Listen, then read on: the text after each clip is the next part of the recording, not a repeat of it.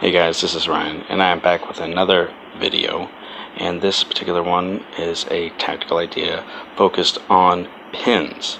Okay, and usually a pin is when, well, there's two different kinds of pins. There's a pin that is called an absolute pin, where the piece is protecting the king and may not move out of the way because it puts the king in check. And then there's another kind of pin where a piece is protecting or guarding or in front of another piece of higher value, and so your opponent doesn't want to move that particular piece because he doesn't want to lose the piece of higher value or trade the piece of higher value for a piece of lower value from his opponent. All right, so you got to be careful and try and look at all the moves that your opponent has when calculating tactics, because they may be able to make a particular move that surprises you and one that you didn't take into consideration that refutes your whole tactical idea.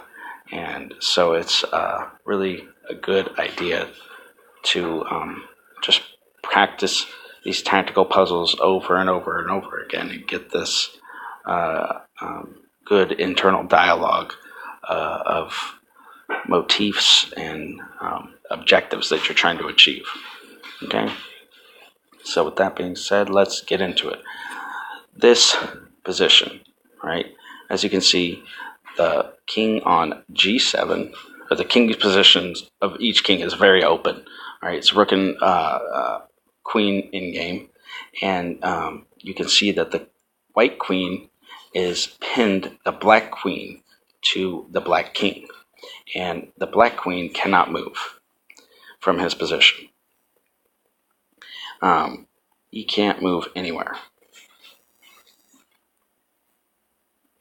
So one of the ideas as well is when you pin a piece is you want to pile up on that pin piece, which is you want to maneuver other pieces of yours to attack that particular square or piece. Or, yeah. So, is there any piece that you guys can see that we can attack the black queen with? Again. All right. Well, there is. This rook right here on f1. So if we play this rook to d1, attacking the black queen, he cannot actually take that because he is pinned. All right. He can't move anywhere, but he can move back. He could move maybe to f7 or to like e6 or to, that's it. And he would be out of the way of our rook threatening him. But then we could just take his rook with our rook, and it would be check, and he would have to move his king. And we would be just up a whole piece. So in this position, let's see if rook to d1 works. Let's see all the different moves that black can make after we play rook to d1. So rook to d1 in our minds, envision that, right? And if he plays queen to e6, so you just take his queen and his game's over pretty much, check, and then you're going to take his rook. So can't do that. If queen to f7, you can just take. If he takes, you just take his rook afterwards. All right, so it's kind of like a skewering, or like almost a pin, but like an X-ray attack too, because when you threaten the queen can actually trade itself with your queen on c4, and that actually opens what they call a discovery attack from its rook on your rook. But like I said, there's not one particular tactical motif that works all by itself. So in this position, after the queen takes on c4, you actually have this move that's they call an intermezzo move, or an intermediate move, and that's usually almost always with check.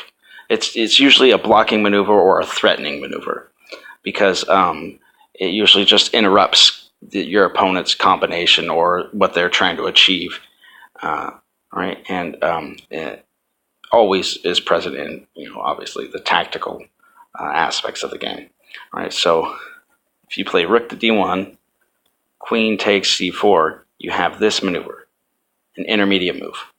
Rook takes d8, check. And since the king, when put in check, either has to block, has to move, or capture the piece, all right? Has to do one of those three things. The king cannot capture or block the rook check, so he must move. And after that, you have this move, this beautiful move. Pawn on b3 takes c4, and you are completely up a piece and just winning this endgame. So it's not a checkmating pattern, but it is an winning tactical idea, and it is a few things working together in conjunction with each other, coordinating, right? So let's go over it again. Pin piece, absolute pin to the king.